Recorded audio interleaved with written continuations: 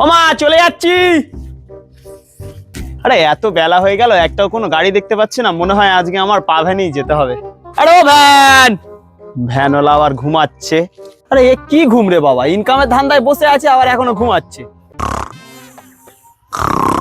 আরে ও দাদা, দাদা, আরে ও ভ্যানওয়ালা দাদা।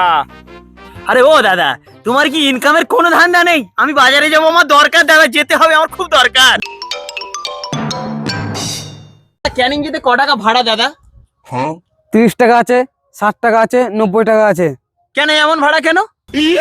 তুমি 90 টাকা ভাড়া দেবে, তো মাথায় একটা ছাউনি দেবো, ভ্যানটা একটু পুঁছে দেবো, তুমি এখান থেকে বসে চলে যাবে। 60 টাকারটা কি?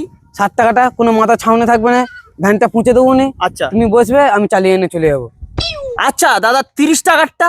30 টাকা আমি যেমন শুয়েছিলাম সেমন শুয়ে থাকবো, তুমি বসবে, চালিয়ে এনে চলে যাবে।